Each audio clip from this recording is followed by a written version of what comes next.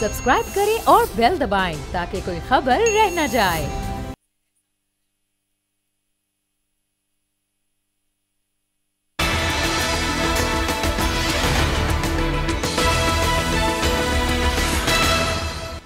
अस्सलामुअलैकुम। प्रोग्राम अब बात होगी में मैं हूं आपकी मेज़बान आमना खटाना। इस प्रोग्राम में मेरा साथ देंगे नज़ीर लगारी साहब, आमिर ज़िया साहब, दोनों सीनियर तज्ज़ियाकार हैं और मुख्तलिफ मामलात पर हम आज बात करेंगे। नाज़रीन, सबसे पहले तो हम जो बात करने जा रहे हैं वो जिस तरह से हम देख रहे हैं कि नवाज़ शरीफ साहब जिनकी वापसी की तारीख आई और उसमें अब ये कहा जा रहा है कि कोई तब्दीली का इम्कान नहीं है, यानी 21 अक्टूबर को ही वो वतन वापस आ रहे हैं जनाब। और उनकी जानिब से जो अभी लंदन में बैठ के एक बार फिर से उन्होंने अपना जो नज़रियाती वर्जन है उसमें वो वापस आते हुए हमें दिखाई दे रहे हैं, क्योंकि वो एहतसाब का इरादा रखते हैं। उनकी जानिब से कहा जा रहा है कि वो शख्सियात जो उनके खिलाफ साजिश में मुलव्वस रही है उनका वो एहतसाब करेंगे। वो मुजरिम हैं 22 करोड़ अवाम की, उनकी जानिब से ये कहा गया है।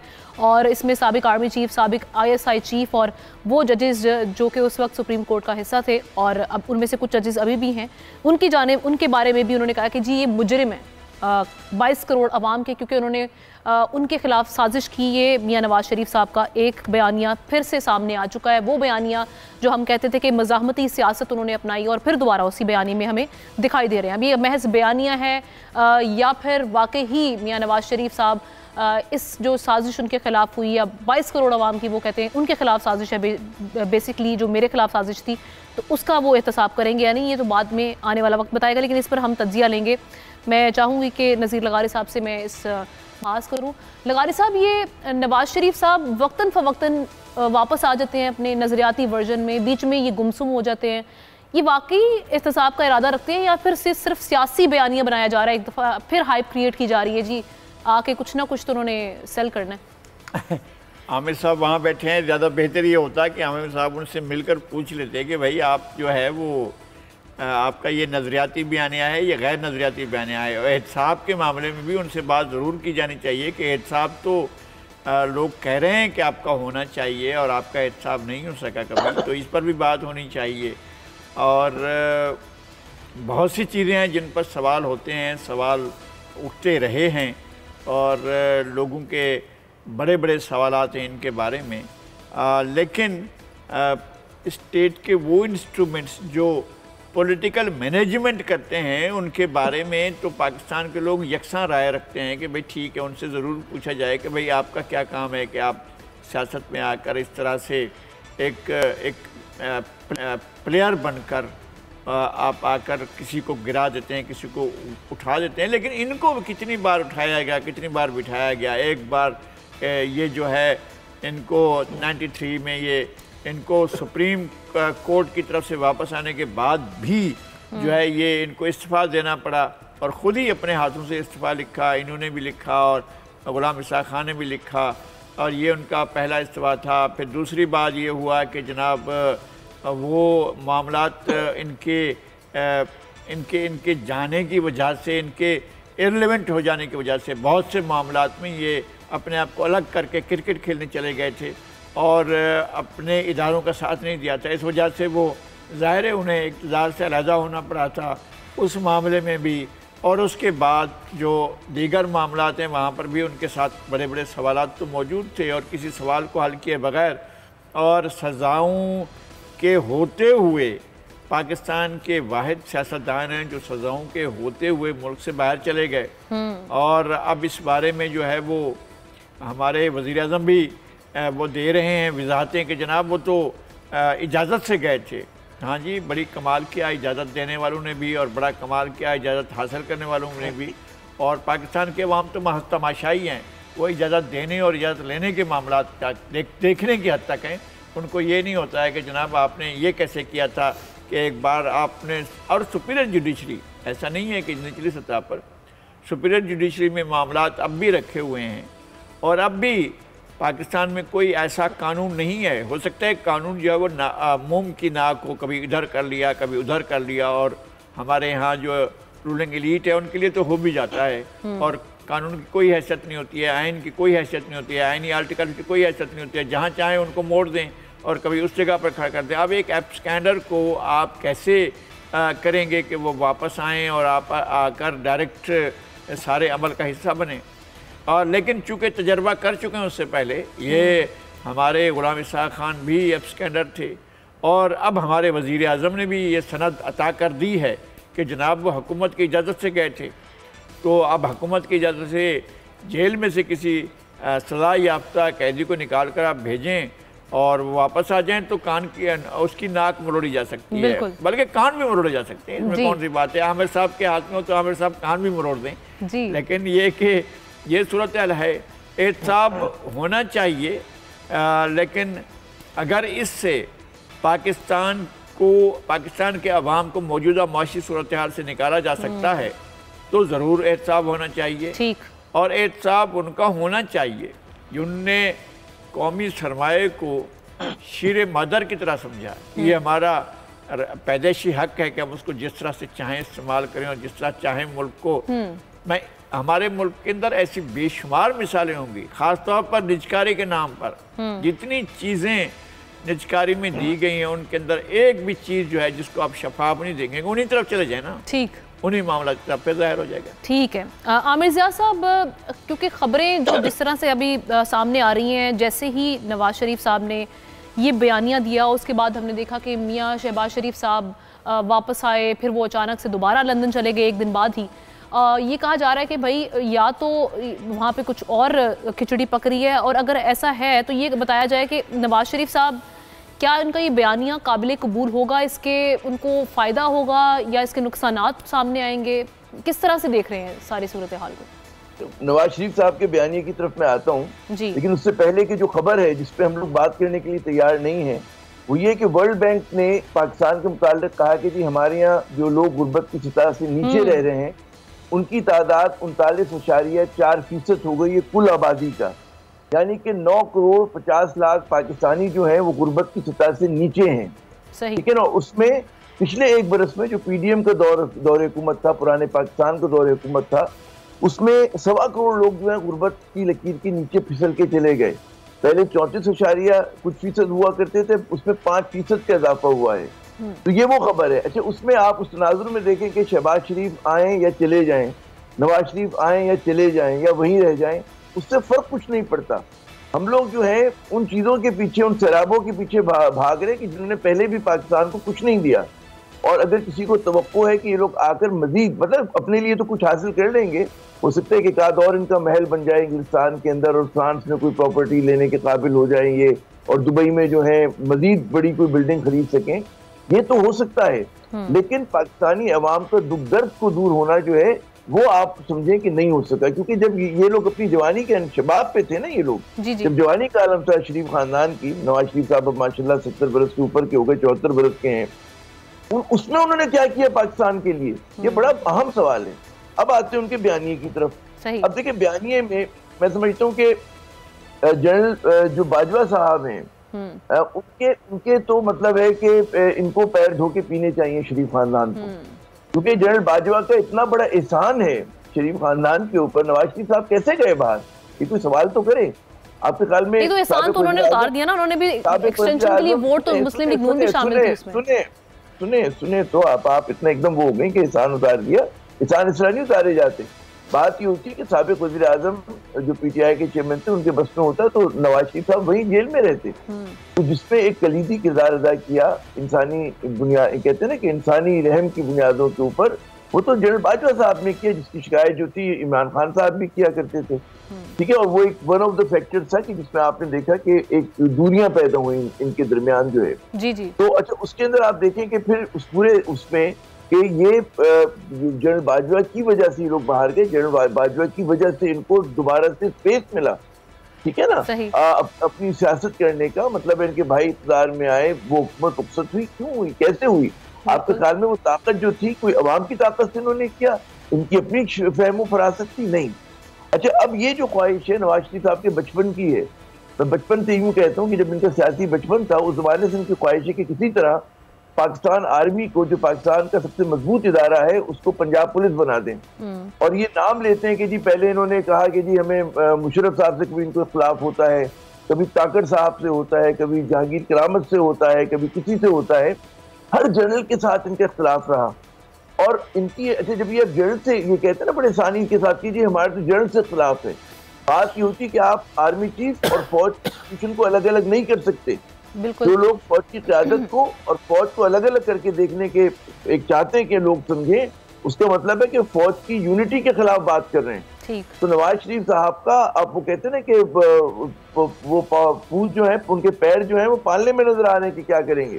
वो चौथी मरतबा भी आकर उनकी ख्वाहिश थी कि मुशर्रफ साहब का वो एहतसाब करें, नहीं उनकी ख्वाहिश पूरी हो सकी। तो हो सकता है कि इस मरतबा फिर वो अब तो इतने दिनों से वो मुल्क से बाहर बैठे हैं, बैनुल-अक़वामी एस्टेब्लिशमेंट से उनके राब्ते हुए हैं और पता नहीं क्या क्या चीजें हुई हैं। तो उसके अंदर ये जो एक बहुत बड़ा एक ड्रीम है कि पाकिस्तान, देखिए पाकिस्तान की यूनिटी के अंदर सबसे कलीदी किरदार जो है ना वो पाकिस्तान आर्मी का है, पाकिस्तान फौज का है। अगर खुदा ना खास्ता खातम बदहन किसी भी तरह से इस इदारे को मुतनाज़ा बनाया जाता है, कमजोर किया जाता है, वो यकीनन हो सकता है कि लोगों के दिलों में शिकायत हो, कुछ और बात हो, लेकिन वो पाकिस्तान के खिलाफ बात हो रही होगी। तो जो भी आदमी किसी साबिक जनरल का नाम लेकर फौज को निशाना बनाता है, इसका मकसद इससे ज्यादा कुछ नहीं होता। सर लेकिन एट द सेम टाइम हम ये देख रहे हैं कि राना सनाउल्लाह मुख्तलिफ प्रोग्राम्स में भी हाजिरी दे रहे हैं और उसमें आकर ये कह रहे हैं कि भाई उनसे जब पूछा गया कि एक्सटेंशन क्यों दी गई, एक्सटेंशन का वोट क्यों दिया अगर वो साजिश में मुलव्वस थे, तो वो बोल रहे हैं कि जी हमने उन्होंने इशारा किया साबिक वज़ीर आज़म की जानिब कि उनको हटाने के लिए हमने एक्सटेंशन का वोट दिया ताकि जान छुड़वाई जा सकती, निजात दिलाई जा सकती पाकिस्तानी कौम को। व्हिच मींस कि आपने बात ये होती है, बात सुने, ये बात ये होती है कि ये सारी चालाकियां हैं और ये होता है कि फायदा हासिल करने के बाद आप किसी और पे मलबा गिरा रहे हो। मकसद ये था कि इस वक्त इनकी ख्वाहिश ये थी कि किसी तरह फौज जो है इनकी पुष्टपनाही पर आ जाए। और इत्तेफाक ऐसा, और ये बड़ी बदकिस्मती है इस मुल्क की कि इन लोगों ने, मतलब एहतसाब तो इनका होना चाहिए, लोगों का होना चाहिए कि इनसे पूछे कि भाई तो आप जिन घरों में रह रहे हैं, यहाँ पर इंग्लिस्तान की महंगी तरीन प्रॉपर्टी में रह रहे हैं और आपके औलाद के जो है इतने बड़े बड़े कारोबार हैं, वो कैसे आ गए, मतलब वो पैसे कहाँ से आपने ट्रांसफर किए, हिसाब तो दें आप। तो ये सब चीजें जो है ना, इनकी तो ख्वाहिश है कि जी ये फौज को कमजोर करें, यहाँ के जनरल के एहतसाब करें। और इस तरह से वार्निंग भी है कि फौज की क़यादत को सोचना चाहिए कि आपको ऐसी पार्टनर्स की जरूरत है। देखें, इस मुल्क को तरक्की करनी है तो सिविल और फौजी क़यादत को मिलकर चलना है। और जब तक ये सिविल और फौजी क़यादत के अंदर बाहम इत्तेमाद नहीं होगा, एक दूसरे के साथ मिलकर नहीं चलेंगे, पाकिस्तान तरक्की नहीं करेगा। लेकिन अगर एक ऐसा शख्स दोबारा आता है कि जिसके दिल में बुग़्ज़ है, अनाद है पाकिस्तान आर्मी के खिलाफ, इसके जनरल के खिलाफ, तो फिर वो मुल्क आगे नहीं जा सकता। एक बार तो हम नई कश्मकश में आ जाएंगे।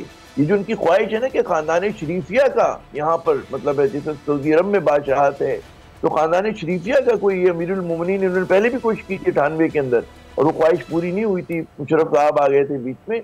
इस मरतबा फिर कोई मतलब है कुछ ना कुछ होगा। लेकिन इन्होंने बता दिया कि ये वो 12 सिंगे हैं कि उस झाड़ी में इन्होंने सर जरूर उलझाना है कि जो बार बार जान का सींग टूटता है, यानी रिपरकशंस हो सकते हैं जो ये बयानियां अपनाए हुए। बहुत खतरनाक बयानियां हैं और ये फौज के लिए भी उनको सोचना चाहिए कि जनाब इस मुल्क में आज़ादाना इंतखाबात बिल्कुल हो, लेकिन जो बदनवान सियासतदान है क्या उन्हें लीज ऑफ लाइफ देंगे।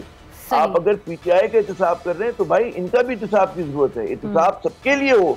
आप देखिए अवाम कंधों पे बिठाएंगे, अवाम तालियां बजाएंगे, अवाम खुश होंगे। लेकिन अगर आप ऐसा करेंगे कि जो 20वीं सदी की प्रॉब्लम थी पाकिस्तान की, उसको 21वीं सदी के पाकिस्तान पे बतौर सोल्यूशन अगर आप मुसल्लत करेंगे तो फिर बड़ा नुकसान है पाकिस्तान। ठीक है, बिल्कुल हम ये नुकसान अफोर्ड नहीं कर सकते। इस मुल्क में 40% लोग इन लोगों की नालायकी, बदनवानी की वजह से खत्ते गुर्बत से नीचे चले गए हों, वो क्या इस मुल्क को बचाएंगे। और अभी भी आकर ये कोई पाकिस्तान का एजेंडा नहीं दे रहे, ये अपनी जाती इंतकाम की ख्वाहिश पूरा बिल्कुल ऐसे ही है। अभी भी हम देख रहे हैं कि यहाँ पे भी लेना है, मैंने जनरल बाजवा से लेना है बदला। एहतसाब का एक दफा फिर नारा लगाया जा रहा है आकर ना के मसाइल की तरफ।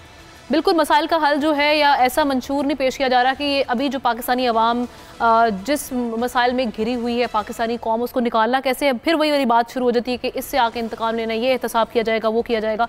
बहरहाल जनाब, जहाँ पर इंतखाबात की बात हो रही है वहाँ पर इलेक्शन कमीशन ने इंतखाबात की तारीख तो एग्जैक्ट नहीं दी, लेकिन ये कहा जा रहा है कि जनवरी का तीसरा हफ्ता जो उन्होंने एक शेड्यूल जारी किया उसके मुताबिक बताया जा रहा है। अब इस पर पाकिस्तान पीपल्स पार्टी जो बार बार कह रही थी कि भी इलेक्शन बर वक्त होने चाहिए, और उसके बाद फिर कहा जा रहा था कि अगर 120 दिनों में भी हो जाते हैं लेकिन कुछ ना कुछ चीज़ें हमारे सामने आनी चाहिए, इलेक्शन कमीशन इससे मुतालिक ऐलान करे। अब फैसल करीम कुंडी साहब जो पीपल्स पार्टी को रिप्रेजेंट कर रहे हैं, उन्होंने भी कुछ तहफ़्फ़ुज़ात का इजहार कर दिया। उन्होंने कहा कि इलेक्शन कमीशन का ये ऐलान खिलाफ आइन और काबिल कबूल नहीं है। अब क्या तहफ़्फ़ुज़ात हैं नज़ीर लगारी साहब, और आप क्या समझते हैं कि पाकिस्तान पीपल्स पार्टी मुतमईन क्यों नहीं है?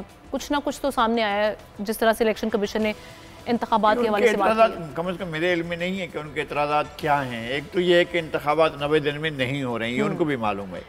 जब वो कह रहे थे कि 120 दिन में होने चाहिए, तो क्या वो आइन के मुताबिक थे? जब भी जो भी इसका मुतालबा करता है, मैं कहता हूँ, आप कहती हैं, आमिर साहब कहते हैं कि जी ये 120 दिन में, तो वो तो आइन के मुताबिक नहीं है। आइन तो कह रहा है कि 90 दिन के अंदर इलेक्शन होने चाहिए। असम्बली को तोड़े जाने के बाद अगर प्रीमेच्योर तोड़ी जाती है तो उसके 90 दिनों के बाद होने चाहिए, तो हो जाने चाहिए थे इलेक्शन। मगर वो तो नहीं हो रहे हैं। जब नहीं हो रहे हैं, जब आप 120 दिन दे रहे हैं तो फिर 130 दिन भी हो सकते हैं, 140 दिन भी हो सकते हैं। वो तो हुए, उससे पहले नहीं हुए, पंजाब असम्बली में नहीं हुए।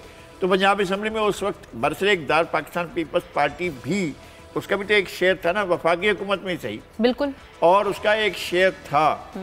तो वो उस वक्त भी कह सकती थी कि जनाब इलेक्शन तो 90 दिन में होने चाहिए और 14 अप्रैल 2023 को वो इलेक्शन हो जाने चाहिए थे, जो नहीं हुए। ना पंजाब में हुए, ना खैबर पख्तूनख्वा में हुए।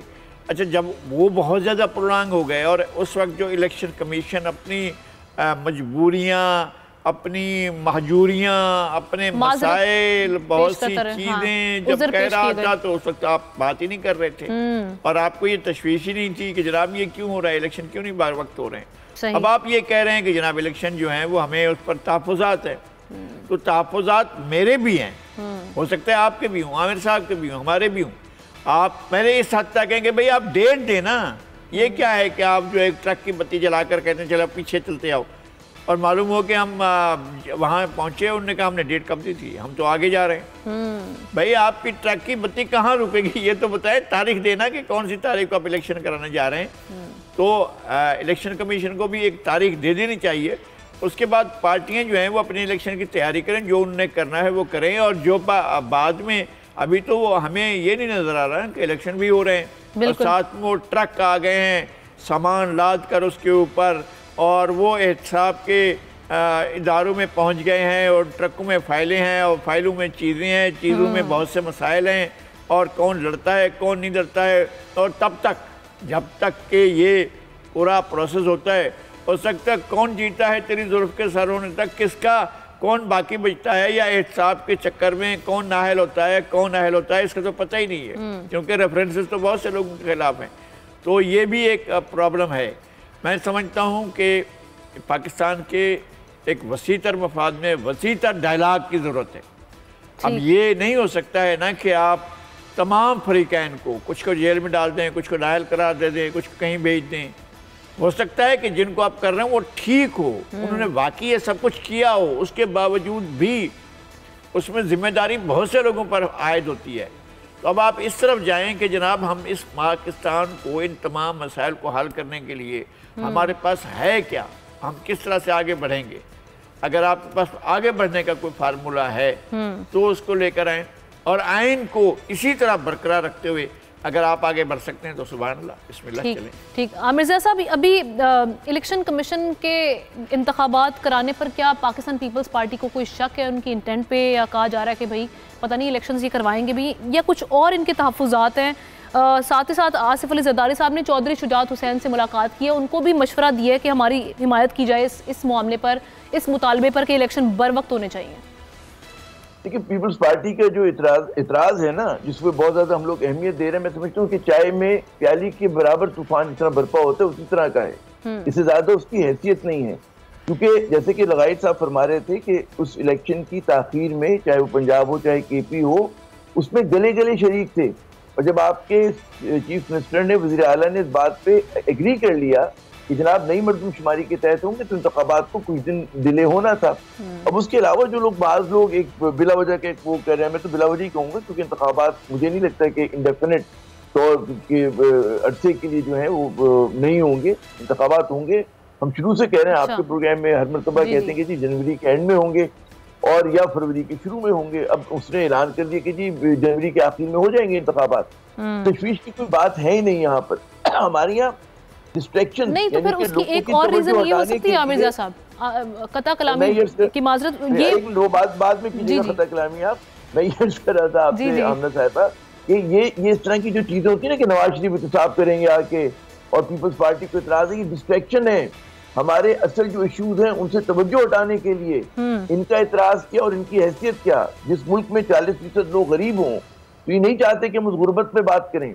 हम लूटने के ऊपर जिस तरह लोगों का इस्तेसाल हो रहा है, लूट खसूट हो रही है, उस पर बात करें। ये उन चीजों पे बात करना चाहते हैं कि जिससे आवाम से कोई ताल्लुक नहीं है। मेरा आपका क्या ताल्लुक है? मतलब एक आम आदमी का, मजदूर का, रेडी लगाने वाले का, फेरी लगाने वाले का क्या ताल्लुक है इनकी? एक नवाज शरीफ साहब आएंगे और वो किस तरह से आएंगे और बिलावल क्या कह रहे हैं? नहीं, इससे कोई हमारा ताल्लुक नहीं है। हमारा ताल्लुक इससे, और ये जो लोग एक कह रहे हैं ना कि जी आप इंतखाब होंगे, एहतसाब होगा, नहीं, दोनों चीजें जो है साथ साथ सकती हैं। इस मुल्क में इंतखाबात भी हो, इस मुल्क में एहतसाब भी हो, क्योंकि जब तक एहतसाब नहीं होगा, जब तक इन बदनुमान सियासतदानों को आप सजा नहीं देंगे, हमारी एहतसाब का शोर बहुत मचा है। ठीक है आमिर रज़ा साहब, एक ब्रेक पर जाएंगे, उसके बाद वापस आएंगे तो मजीद बात इस पर करेंगे और साथ ही साथ ये भी बात करेंगे कि क्या बेचैनी की वजह ये लेवल प्लेइंग फील्ड वाला मुतालबा जो बार बार किया जा रहा है पीपल्स पार्टी की, ये भी हो सकता है। स्टे विद अस।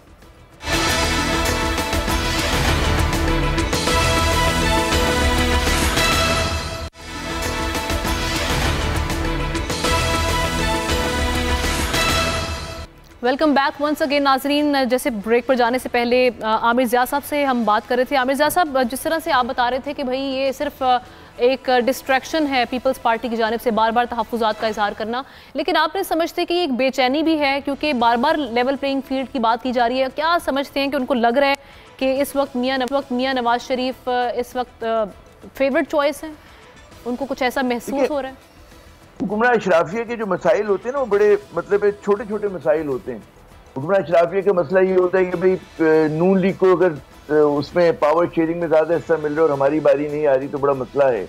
या अगर उनको ये खदशा हो रहा है कि जी फला सूबे के अंदर हमारी यहाँ जो अकाउंटेबिलिटी होती है वो अक्रॉस द बोर्ड नहीं होती। तो होता ये कि अगर पीपल्स पार्टी को ये एहसास हो रहा है कि जी सिर्फ हम ही लोग निशाना है और नून लीग को जो है एक खुली छूट मिली हुई है, उनके बदनुमान अफराद को तो कोई पूछ नहीं रहा और हमारे यहाँ जो है पूरा का पूरा तवज्जो हमारी तरफ हो रही, तो फिर उनका खर्चा बिल्कुल एक जायज बनता है उस तनाजुर के अंदर। क्योंकि मेरा जो इसमें आर्ग्यूमेंट है कि इन तमाम बहसों का, इन बयानात का अवाम के दुख दर्द से कोई ताल्लुक नहीं है। इनके अपने दुख दर्द हैं, अपनी ख्वाहिशात, इनके अपने ऑब्जेक्टिव्स हैं, अपने इनके अहदाफ हैं, जिसके लिए ये लोग समझते कहते हैं ना कि अवाम को इन्वॉल्व कर लो किसी तरह से। बात ये कि जो कोई नवाज शरीफ साहब का बयानिया है या बिलावल साहब का या पीपल्स पार्टी का बयानिया है, उसमें अवाम को मिना कर दें आप। अवाम है नहीं, अवाम नजर नहीं आते आप। अवाम जो है खतरे गुर्बत से नीचे गिरने के लिए हैं और उनके बारे में इन दोनों बड़ी जमातों के पास कोई विजन नहीं, कोई पॉलिटिकल प्रोग्राम नहीं। सोचे ना, इंतखाबात अभी सर पे खड़े हैं और आपको तारीख की पढ़ी, आप बताएं ना कि आपका इकोनॉमिक प्लान है क्या? बिल्कुल। आप किस तरह से पाकिस्तान को इस माशी दलदल से निकालेंगे? आप उन्होंने मईशत पे बेहद उन्होंने बताया कि मैंने उस पर काफी रिसर्च की हुई, किताबें पढ़ी हैं जब वो जेल में थे। देखिए, किताबें पढ़ना बड़ी अच्छी बात है, बिल्कुल किताबें पढ़ें, लेकिन सिर्फ पढ़ना काफी नहीं होता। वो एक हमारे यहाँ एक टर्म होती है कि लेजी रीडिंग से फायदा नहीं होता। आपने एक प्लान क्या दिया, आपने मैनिफेस्टो क्या दिया, सही। वो भी तक पर्दे गैब में है, वो किसी के सामने नहीं आ रहा। और इसलिए नहीं आ रहा क्योंकि इनके पास कोई प्लान है नहीं। इनके पास वो तो मुझे बड़ा अच्छा लगा IMF की जो भी चीफ थी, उनका मैं बयान सुन रहा था, एक साउंड बाइट उनका, कि जी हम आपकी हुकूमत से ये नहीं कह रहे कि गरीबों पर टैक्स लगाएं, कह रहे हैं कि उन लोगों पर टैक्स लगाएं जो अमीर हैं। अब हमारे यहाँ वो जो एग्रीकल्चर सेक्टर है वो मुकद्दस गाय है, उसके ऊपर आप टैक्स नहीं लगा सकते क्योंकि जागीरदारों की अक्सरियत है असेंबली के अंदर और हर तरह की असेंबलीज में। फिर हमारी जो प्रोविंशियल असेंबलीज को, सूबों को जो एक हमारी पैरेलल ताकत दे दी गई है कि हर सूबा एक मुल्क की तरफ अपने आपको जो है बिहेव करता है, तो आपको सोचना पड़ेगा, पूरा रीथिंक करना पड़ेगा। देखिए, आपका जो रियासत का स्ट्रक्चर है इस तरह से सस्टेन नहीं कर सकता कि आप जो है मतलब है आपके यहाँ एक निज़ाम तालीम क्यों नहीं हो सकता कराची का खैबर? आपके क्यों चार मतलब है कि उसमें हर सूबे का अलग निज़ाम तालीम हो? एक होना चाहिए। दुनिया भर में जिन मुल्कों ने तरक्की की, एक निज़ाम तालीम होता है। वो मुल्क तो कौमों को बनाने के लिए भी जरूरी होता है कि आप एक अगर उनका कैरिकुलम होगा तो कौम, कहते हैं ना, नेशन बिल्डिंग के लिए भी जरूरी होता है। लेकिन हमारे यहाँ तो इन चीजों पर बात नहीं करते क्योंकि इनको अपने लोगों को नौकरियां देनी होती हैं। जाहिल टीचरों को, मतलब मैं जाहिल के लफ्ज़ जान के इस्तेमाल करूँ कि आप टेस्ट लिया गया है दिन में, वो जो सरकारी उसमें स्कूल में टीचर्स हैं, उनको खुद अपनी बेसिक मैथमेटिक्स और लैंग्वेज स्किल्स नहीं है उनके, और जनाब वो बच्चों को तालीम दे रहे हैं। और यही हाल जो है दीगर सूबों का भी होगा, बलूचिस्तान का भी यही सूरत हाल है। तो एक लूट खसूट का बाजार गर्म है, मतलब है वो चाहे PIA हो, चाहे वो पाकिस्तान रेलवेज हो, चाहे सूबे के तहत चलने वाले इदारे हों, इन्होंने सियासतदानों ने हमारे इलेक्टेड जो सो कॉल्ड नुमाइंदे इन्होंने बेड़ा गर्क कर दिया है। और इसका इंतखाब जब तक नहीं होगा, और इंतखाब भी हो लेकिन इंतखाब बहुत जरूरी है। जी आमना, ठीक है। लगारी साहब, अभी निगरान वज़ीर आज़म अनवारुल हक काकड़, चूँकि वो अक़वाम मुत्तहिदा की जनरल असम्बली खिताब भी किया, उनकी साइडलाइंस मुलाकातें भी हुई, इस दौरान वो इंटरव्यूज़ भी देते रहे। उनसे जब सवाल किया गया कि भाई कोई पार्टी ऐसी है जिसको इस अमल से बाहर रखा जाएगा, उन्होंने बोला कि कोई ऐसी पार्टी नहीं है, कोई भी सियासी जमात को सियासी अमल से नहीं रोका जा रहा, उनकी जानिब से ये कहा गया है। तो आप समझते हैं कि अब ये आने वाले इंतखाबात में लेवल प्लेइंग फील्ड सबके लिए होगी, इंक्लूडिंग पाकिस्तान तहरीक इंसाफ हिस्सा होगी इस इंतखाबात का? तहरीक इंसाफ के ऊपर बोझ ज़्यादा रखा हुआ है और गलतियां बहुत ज़्यादा की हैं, नहीं करनी चाहिए थी। मुझे अफसोस होता है इस बात का। उसका बहुत बड़ा उसका स्पेस बहुत बड़ी थी, जगह बहुत बड़ी थी, पार्टी के पास सीटें बहुत ज़्यादा थीं, वो बहुत आगे बढ़ सकती थी, लेकिन उसने अपने लिए ख़ुद मसाइल पैदा किए। और फिर फाइनल जो कुछ मई में हुआ है, 9 मई के जो हालात हैं, उसके नतीजे में उन्होंने अपने लिए बहुत मुश्किलात ख़ुद खड़ी की हैं। और ये कोई भी स्टेट ये नहीं कहती है कि जनाब आप तलवार निकाल कर स्टेट के सामने एक इस तरह आ जाएं कि जनाब वो कोई है ही नहीं। कोई स्टेट इसको आपको अलाउ नहीं करती है। आप इनकलाबी नहीं थे, ये पहले तय करना चाहिए ना कि आप नहीं थे। ची गवेरा भी नहीं थे आप व्लादिमीर लेनिन नहीं थे, आप माओ ज़ेडुंग नहीं थे। आपने कोई इनकलाबी जिद्दोजहद भी नहीं की थी, कोई इनकलाबी काम भी नहीं किया था, कोई इनकलाबी आपका नज़रिया भी नहीं था, ना आप खुद इनकलाबी थे, और ना अब मौजूदा सूरत हाल किसी इनकलाब को दावत दे रही है। कोई ऐसी सूरत हाल नहीं है। अच्छा, अगर ये इंतखाबात के लिए इनको छोड़ भी दिया तब भी कोई इनकलाब नहीं आ रहा है। इन्होंने अपने लिए खुद बहुत ज़्यादा गलतियाँ की हैं। उसके बावजूद जो लोग इस सारी सूरत हाल में नहीं थे, जो लोग 9 मई के वाक़यात में बिलवास्ता या बरह रास्त नहीं थे, उनके लिए कोई मसला नहीं होना चाहिए, उनको आना चाहिए। और जो लोग थे उनको आप ड्यू प्रोसेस ऑफ लॉ के तहत आप रखें, उनके खिलाफ कार्रवाई करें। इस मुल्क के जिस आदमी के खिलाफ भी आपने कार्रवाई करनी है, स्टेट ने, रियासत के इदारों ने जिसके खिलाफ भी कार्रवाई करनी हो, एक बात को जहन में ज़रूर रखा जाए कि इस मुल्क में एक आइन है, इस मुल्क में कानून है, और कानून और आइन के दायरे में रहते हुए करना चाहिए। इससे मावरा कोई इक़दाम नहीं करना चाहिए किसी के खिलाफ भी। तो ये एक बहुत ऐसी सूरत हाल है कि एक बड़ी पार्टी, वो जाहिर है कौमी असम्बली में आखिर वक्त तक सबसे बड़ी पार्टी थी और इनके इक़्तिदार में आ जाने के बावजूद मुल्क की बड़ी पार्टी थी। तो इस तरह से इररिलेवेंट हो जाना कि सियासत में नहीं रहेंगे, ना खेलेंगे ना खेलने देंगे। हम जा रहे हैं कौमी असम्बली से, हम हुकूमत छोड़कर जा रहे हैं, क्या फ़ायदा क्या हुआ उसका? नुकसानात सामने आए। और वो बहुत बड़ा ग्राउंड उनके पास मौजूद था जो उन्होंने खुद ज़ाय किया। और फिर जिस तरह से इदारों से महाजराई की, जिस तरह से वो आखिरी वक्त तक साथ देने वाले आर्मी चीफ के बारे में आखिर वक्त तक जो ज़ुबान इस्तेमाल करते रहे, और जो मौजूदा आर्मी चीफ के बारे में जो उनका रवैया रहा, जो उनका तर्ज अमल रहा, जो उनकी ज़ुबान इस्तेमाल होती रही है, और यह एक सर्विंग जर्नल के बारे में जो ज़ुबान इस्तेमाल करते रहे आखिर वक्त तक, 9 मई के बाद तक भी, 9 मई से पहले भी, वो किसी सूरत में ये ज़ुबान जो थी वो ना तो उस स्टेट के उन इदारों के लिए पसंद हो सकती है, ना ही मास्टर्स के लिए, लोगों के लिए पसंद हो। आमिर ज़िया साहब, मैं चाहूँगी इसी पे आप एक मुख्तसरन कमेंट कर दें ताकि हम आगे बढ़ें और अपने अगले टॉपिक की जाने बात करें। ये जो अभी आप समझते हैं कि जिस तरह से निगरान वज़ीर आज़म भी कह रहे हैं कि भाई किसी को भी सियासी अमल से रोका नहीं जा रहा, लेकिन 9 मई के वाक़यात में जो मुलव्वस हैं वो उनके खिलाफ कानून के मुताबिक कार्रवाई होगी। तो आप समझते हैं कि पाकिस्तान तहरीक इंसाफ अगले इलेक्शंस में हमें अपेयर होती हुई दिखाई देगी साबिक जो वज़ीर आज़म हैं उनकी क़यादत में? देखिए, अगर 9 मई के लोगों का एहतसाब अगर मतलब तेज़ी के साथ हो, उन लोगों को आइडेंटिफाई किया जा सकता है, और जो लोग ज़ाहिर है कि PTI के इसमें शामिल नहीं, और बड़ी तादाद है कि जो कि शामिल नहीं थे, तो उनको ज़ाहिर है कि नॉर्मल एक्टिविटी का हक मिलना चाहिए। तो खुशाइन बयान है, लेकिन सिर्फ ये हुकूमत के बयान से काफ़ी नहीं होता। इसमें 2-3 और चीज़ें हैं कि खुद के PTI की क़यादत इस चीज़ का फ़ायदा उठाएगी कि वो ऐसा एक क्रिएट करे, एक लीडरशिप को, कि जो इस तनाज़े का हिस्सा ना हो। और कम अज़ कम कहते हैं ना कि बिल्कुल माइनस होने से बेहतर है कि ठीक है अगर आपके 20% 30% लोग माइनस हो जाते हैं, ताकि साबिक वज़ीर-ए-आज़म को भी फर्ज करें कि इसकी इजाज़त नहीं मिलती इंतखाब में हिस्सा लेने की भी, लेकिन बिल्कुल माइनस होने से बेहतर है कि आप जो है जो भी प्रेजेंस आप दिखा सकें आप दिखाएं। और उसके लिए वो फैसला पीटीआई की क़यादत को करना होगा कि किसको मुतबादिल क़यादत के तौर पे वो लोग कि जो अनडिस्प्यूटेड हों, जिनके ऊपर कोई तनाज़ा ना खड़ा हो, उनको आप इख्तियार दे दें और उनको इलेक्शन लड़ने दें। एक बार पार्टी दोबारा असेंबलीज में आ जाती है, उसके बाद फिर आप अपना अगले मरहले की तरफ जा सकते हैं कि जितना अभी नून लीग ने भी किया और पाकिस्तान पीपल्स पार्टी, ये दोनों जमातें कई मरतबा कर चुके हैं। तो मुशर्रफ साहब के दौर में बिल्कुल आउट हो गए थे, उसके बाद दोबारा इन लोगों ने कॉल बैक की, अपनी पोजीशन ली और इस बात को उन्होंने किया कि ठीक है जरिए क़यादत फर्स्ट ईयर बाहर हो जाती तो सेकंड ईयर को लड़ना चाहिए। तो ये आप उस पर अमल करें, अगर अमल करेंगे तो वापसी हो सकती है और जितना भी आपको स्पेस मिलता है उस स्पेस को फायदा उठाएं और ये ना करें कि जी 100% के चक्कर में जो 20%, 30%, 40% मिल रहा है उसको भी आप अपने हाथ से गवा दें।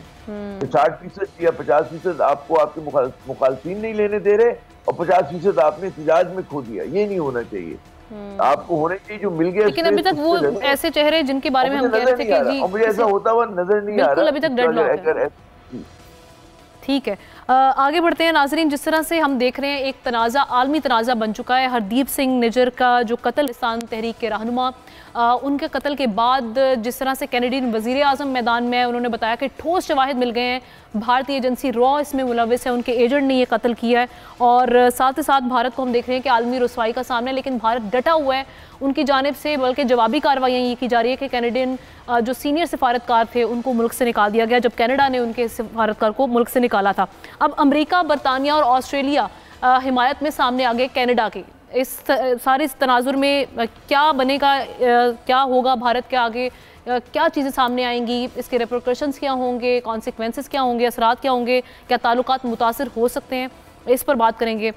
एक तो नज़ीर लगारी साहब, जो भी हम सिचुएशन देख रहे हैं, जिस तरह से भारत अभी तक स्टैंड लिए हुए है, एक तो इसकी रीज़न क्या है, दूसरा ये कि आप क्या देख रहे हैं आगे जाके इस वाक़े की किस हद तक मुतासिर कर सकते हैं भारत को।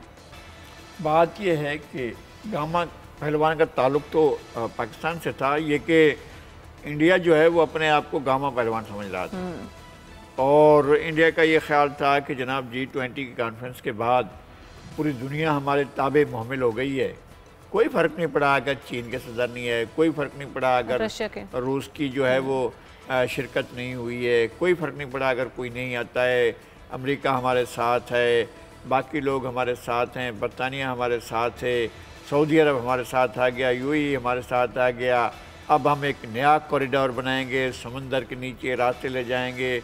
अब ये चीज़ें ख्वाब हो गई हैं, इसलिए कि अब हर जीत की मैयत जो है उसका पीछा कर रही है इंडिया का और ये बात उठा ली है। ये ऐसा नहीं है कि मीडिया ने उठाई, ये ऐसा नहीं है कि ज़राए ने उठाई, ये ऐसा नहीं है कि जनाब किसी असम्बली में किसी मेंबर ने उठा दिया, ये ऐसा नहीं है कांग्रेस में उठाई गई, ये ऐसा नहीं है कि हाउस ऑफ कॉमन्स में उठाई गई, ऐसा नहीं है कि ये हाउस ऑफ लॉर्ड्स में उठाई गई, ऐसा नहीं है कि ये हाउस ऑफ रिप्रेजेंटेटिव में उठाई गई है या अमेरिकी सेनेट में उठाई गई। ये बराह रास्त एक बड़े मुल्क के वज़ीर आज़म की तरफ से उठाई गई है और उसने ये इल्ज़ाम लगाया है कि इंडिया बराह रास्त हमारे एक शहरी के कत्ल में मुलविस है जी। इंडिया बतौर इंस्टीट्यूशन, इंडिया बतौर स्टेट, इंडिया बतौर एक एजेंसी, इंडिया हर लिहाज से वो तमाम हैसियतों में इस वारदात में मुलविस है। इंडिया की वो पोजीशन नहीं। क्या अमेरिका अपने पड़ोस में बैठे हुए कनाडा को इग्नोर करके इंडिया की तरफ रुख करेगा? क्या बरतानिया जो है वो इंडिया को जाकर सपोर्ट करेगा और कनाडा को पीठ दिखाएगा? क्या G20 के दिगर ममालिक कहेंगे कि हम एक खुली छुट्टी देते हैं कि हमारे ममालिक में इंडिया अपने जासूस भेजे और आकर हमारे शहरियों को या अपने शहरियों को या किसी को भी कत्ल करता फिरे?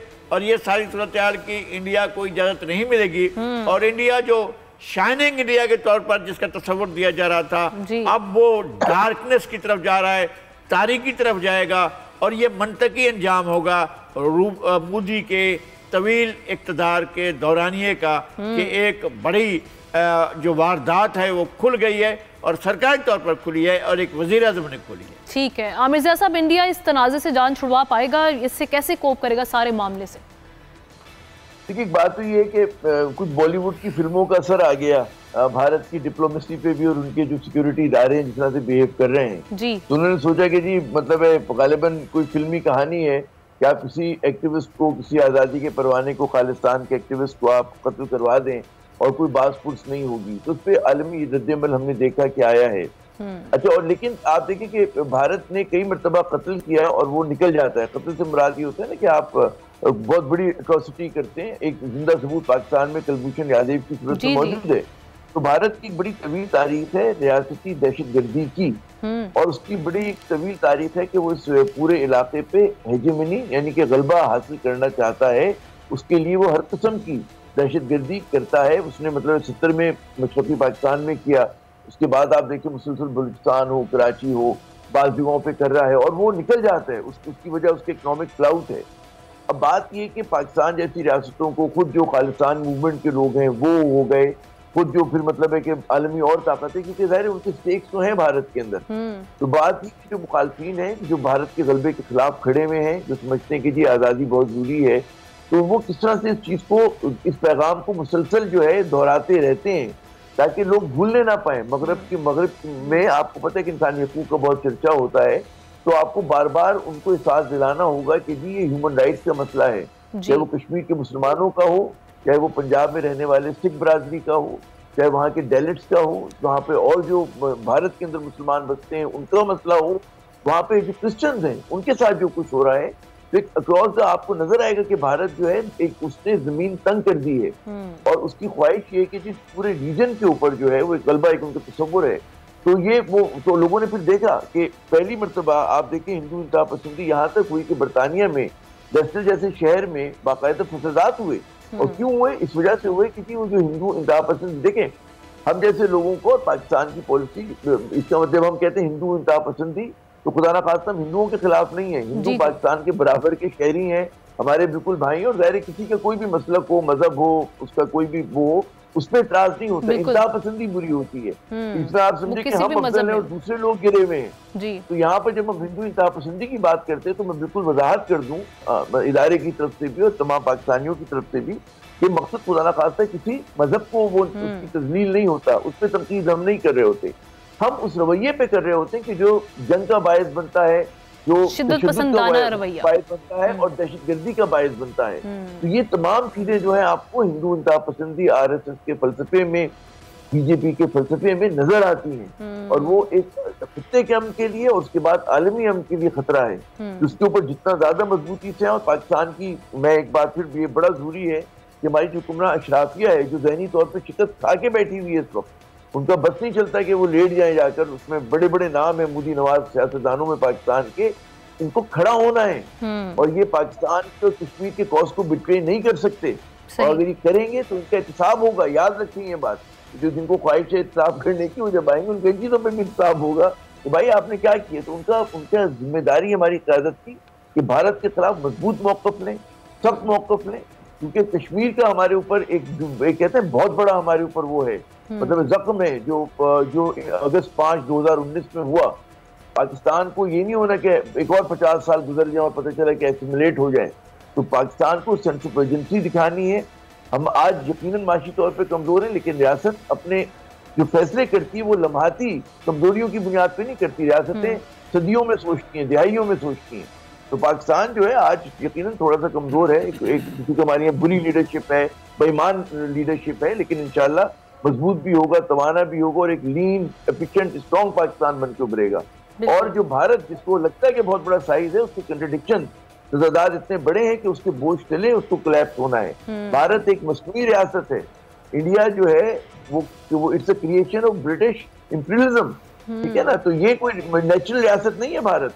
तो उसके अंदर उन तमाम इलाकों को ठूस दिया गया जिनका कोई ताल्लुक नहीं है कि दिल्ली के वो तसल्लुत के तहत रहें। तो दिन आज ये कल आना है, उसमें Pakistan should act as a catalyst, और इसके लिए पाकिस्तान की क़यादत के ऊपर बड़े फराइज हैं। लेकिन हमारे यहाँ जो अखलाकी तौर पे कॉम्प्रोमाइज की आदत है, जो बेईमान क़यादत है वही काम नहीं कर सकती। अभी लेकिन निगरान वज़ीर आज़म ने मसला उठाया है अक़वाम मुत्तहिदा में जनरल असेंबली के खिताब में। वो तो बेचारे केयर टेकर है ना, मैं तो उनकी बात कर रहा हूँ कि जो लंबे इनिंग्स के पहलवान हैं, उनका तो उनके तो करतूत हमें पता है ना कि वो क्या करते थे। मोदी की बाहों में बाहें डालकर क्या करते थे, हुर्रियत के लोगों से नहीं मिला करते थे। वो उन्होंने कश्मीर के ऊपर बात करते हुए मुंह में धुंगियां उनके आ जाती थी, वो कुंडी लगा लिया करते थे अपने उस जुबान के ऊपर।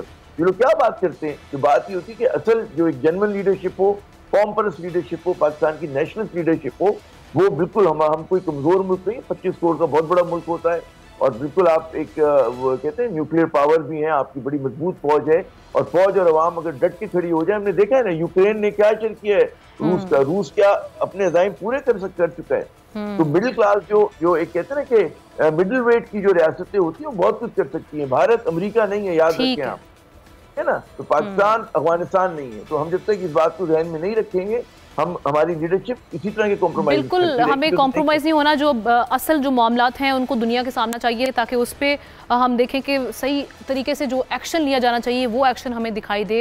इसके साथ ही नाज़रीन आज के प्रोग्राम का वक्त ख़त्म हुआ चाहता है। इंशाल्लाह कल फिर आपकी खिदमत में हाजिर होंगे, तब तक के लिए अल्लाह हाफ़िज़।